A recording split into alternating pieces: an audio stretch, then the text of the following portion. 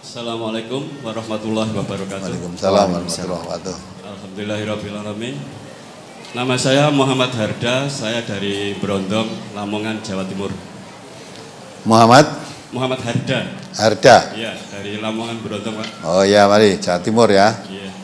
Alhamdulillah, Ustadz, hari ini saya datang dengan istri, anak, dan mertua saya ajak ke sini, Ustadz. Oh, syukur. Alhamdulillah. Ini hari libur 3 hari ini kita memang di samping tujuan kita memang ke MTAS ini, kita juga alhamdulillah silaturahmi ke Magelang dan juga Yogyakarta gitu Pak Ustadz. Oh iya, alhamdulillah. Alhamdulillah Pak Ustadz, ini ada 3 pertanyaan yang ingin saya sampaikan. Yang pertama, ini masalah Pak Ustadz, masalah hutang piutang Pak Ustadz. Jadi kan gini Pak Ustadz, kalau masalahnya waktu kita itu ada orang meninggal itu kan ada sebuah perkataan atau apa gitu, bahwa setiap hutang piutang nanti ditanggung oleh pihak keluarga yang ada kan gitu. Berarti nanti masalah hutang piutang ditanggung sama ahli warisnya kan gitu. Nah itu kan kalau misalnya kita itu yang menanggung hutang atau keluarga kita menanggung hutang itu, terus kalau ada orang yang datang untuk menagih hutang tapi tanpa dengan bukti atau tanpa dengan kwitansi, apa harus kita bayar semua masalah itu Pak Ustadz? Karena kan kita juga nggak tahu orang ini benar-benar utang dengan orang tua kita atau enggak, kan kita nggak tahu. Jadi apa harus kita bayar semua demi untuk janji kita sama orang tua kita yang sudah meninggal kan gitu. Itu yang pertama Pak Ustadz. Yang kedua juga masalah ahli waris itu Pak Ustadz, masalah warisan. Itu apa kita sebagai anak-anak kita yang masih muda ini, setelah kita mengetahui bahwa masalah waris itu juga masalah yang agak krusial juga, agak yang penting juga kan untuk kalau orang tua yang sudah meninggal itu kan, kalau sudah meninggal sedangkan dia belum sempat untuk membagi warisnya kan gitu. Yang kata orang-orang sih katanya kalau belum dibagikan tuh orang yang meninggal tidak tenang kan gitu. Itu perkataan seperti itu benar atau enggak kita juga kurang tahu. Cuma untuk kita sendiri yang hidup ini, terus gimana Ustaz? Kalau kita misalnya orang tua kita sudah tua gitu, kita terus minta waris, saudara, gimana mumpung masih hidup, mumpung masih ada, masih sehat, masih lengkap atau mau kita minta kan gitu, kita minta tolong dibereskan masalah yang ada di dunia ini biar nanti kalau ditinggal itu kan beres gitu kan, tidak ada masalah. Lalu apakah kita seperti itu dosa atau gimana Pak Ustadz? Masalahnya kadang-kadang yang namanya orang tua kan kalau masalah semasih hidup diminta waris, dikira kita ini nanti mengharapkan harta bendanya gitu loh Pak Ustadz. Masalahnya kan itu. Sedangkan kita kan untuk menjaga nanti kalau orang tua kita itu meninggal, biar semuanya sudah beres, tidak ada permasalahan baik di dunianya maupun di akhirat nanti gitu Pak Ustadz. Itu yang kedua. Terus yang ketiga Pak Ustadz, ini masalah ya kita semua juga, masalah nasional lah, masalah suap menyuap itu Pak Ustadz. Masalah hasil yang didapat dari hasil suap menyuap. Misalnya gini, masalah penerimaan pegawai atau penerimaan apapun kan yang sifatnya nasional itu kan kadang-kadang meskipun pemerintah sudah bilang tidak ada biaya, tidak ada suap, tidak ada apa-apa, tapi pada kenyataannya kan masih banyak seperti itu Pak Ustadz. Nah pertanyaannya kan, sedangkan hasil dari suap menyuap itu kalau kita diterima, misalnya diterima 2 TU pegawai negeri, sedangkan kita hasil dari menyuap, hasil dari suap itu meskipun nanti gaji kita atau tunjangan kita itu kan uang atau barang yang tidak bersih lah istilahnya Pak Ustadz. Itu digunakan untuk membiayai keluarga kita, untuk menyerahkan anak kita, untuk apa kan gitu. Tapi nanti setelah anak-anak kita itu dewasa, anak-anak kita itu tahu masalah agama dengan hasil itu, sedangkan kita nanti meninggal, didoakan oleh anak-anak kita dengan didikan hasil dari uang suap itu, apa kira-kira Allah menerima masalah itu gitu Pak Ustadz? Itu saja Pak Ustadz pertanyaan ya. Mohon maaf kalau ada kata-kata yang kurang berkenan di hati Pak Ustadz dan hadirin semua. Terima kasih. Assalamualaikum warahmatullahi wabarakatuh. Waalaikumsalam warahmatullahi. Jadi ya masalah hutang piutang, kalau menurut Al-Quran, hutang piutang itu supaya ditulis besar atau kecil, dikit atau banyak supaya dicatat.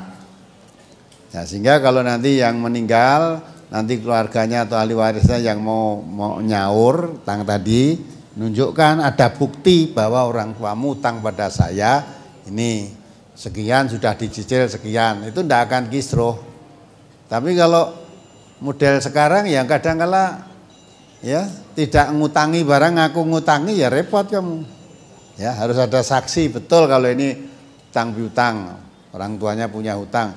Kalau setiap orang nagih kasih, orang nagih tidak ngutangi barang do nagih gitu. Ya itulah. Maka sebaiknya supaya tidak terjadi masalah, kalau ada utang piutang harus ada bukti. Ya, misalnya bapak saya ngutang kepada siapa, itu mesti ada buktinya kan. Paling tidak kalau tidak tertulis ada saksi. Ada saksi dari keluarga yang mengutangi atau yang diutangi. Ya, sehingga tahu. Tapi yang tepat ya memang ditulis sehingga kalau menagih berdasarkan catatan itu. Gitu. Kalau sudah ya susah sekarang ini. Tidak punya bukti-bukti utang, diingat-ingat ditagih utang. Ya. Ya, jadi untuk mengatasi permasalahan harusnya semua tentang itu menurut Quran, tulis menulis itu Al-Quran, nanti dibaca dalam surat Al-Baqarah 282. Itu suratnya panjang ayatnya ya, panjang isinya antara lain itu. Kemudian minta pembagian warisan ketika orang tuanya masih hidup. Itu namanya bukan warisan. Namanya harta waris itu harta yang ditinggalkan orang yang sudah mati. Lah masih hidup kok njaluk warisan tuh nggih mongso nek cara Jawane. Nggak boleh itu. Pak, supaya nanti di belakang tidak ribut sekarang diwaris saja, Pak. Gitu kan. Itu namanya kurang ajar anak itu. Nek itu bawa waris gitu tak dumke ning anak-anak kabeh lha sing nggo urip aku apa? Gitu kan? Apa nanti tiap hari pada masih hidup butuh ini hartanya sudah istilahnya diwaris. Padahal belum mati kok diwaris. Akhirnya bapaknya tidak punya apa-apa. Ya, nanti kalau bapaknya sakit butuh apa iren. Aku sing akeh bagiane, wis akeh lah sing ngragati ya bingung. Ya, maka itu namanya harta waris, itu harta yang ditinggalkan orang yang mati. Kalau belum mati jangan diwaris yang belum mati kok. Ya, kita pernah ke bapak ya. Biar nanti kalau bapak mati itu tidak terjadi keributan, Pak. Kalau supaya tidak keributan, anak itu dididik agama. Kalau udah ngerti agama, sudah bakal ribut. Ya, kalau tidak ngerti agama, walaupun sudah diberi, bapaknya ketika hidup masih diberi, itu nanti ya ribut. Ya, masih ribut. Itu kalau bapaknya butuh biaya sakit, siapa yang membiayai? Nah, susah kan? Belum lagi kalau misalnya butuh bapaknya diharapkan dan diwaris, tiba-tiba orang mati bapak ini. Nah, siapa yang nanggung hidupnya? Padahal sawah kayak anake. Biasanya sawah panen untuk nanggung untuk bahan makan untuk kebutuhan hidupnya, ya makan, ya minum, ya beli pakaian, ya yang lain-lain. Kalau korban ya beli sapi atau beli kambing untuk korban ayahnya itu, tapi kan sudah diberikan anaknya.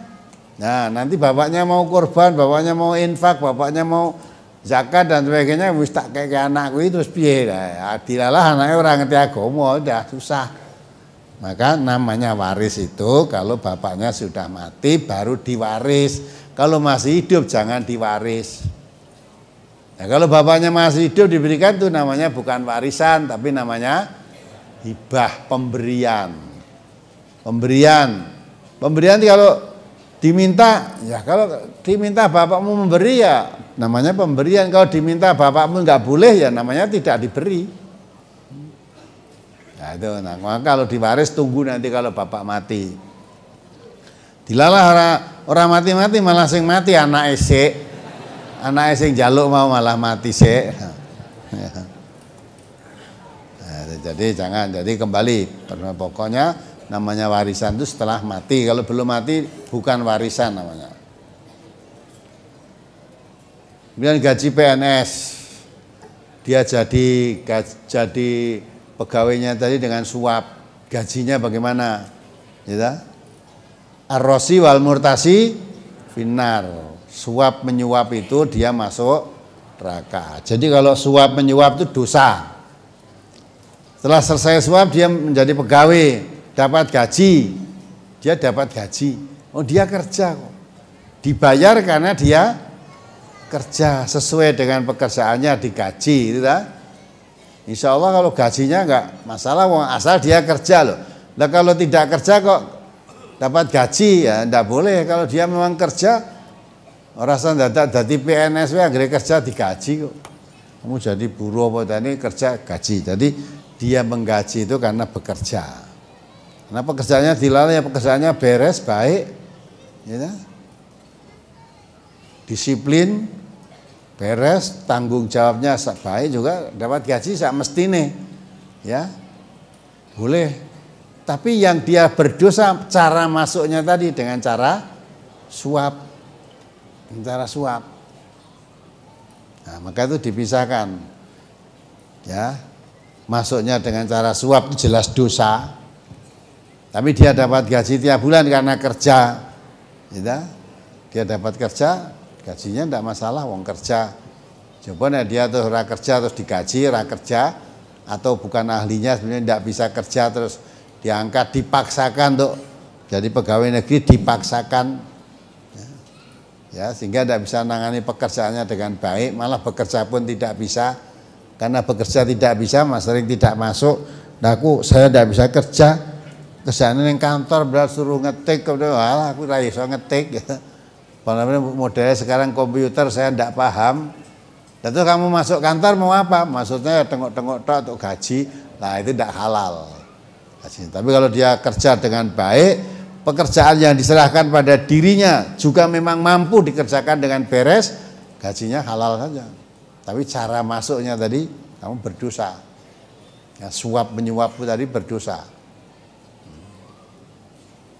Nah maka itulah cara suapmu tadi yang tidak. Suap dengan gajinya lain. Kalau dia suap menyuap tadi memang dikatakan arosi wal murtasi finnar, dosa. Tapi kalau dia dapat gaji karena memang bekerjanya beres, ya diterima, boleh untuk biaya anak sekolahnya, untuk makan istrinya dan sebagainya. Memang dia hasil pekerjaannya kok, dia bekerja kok.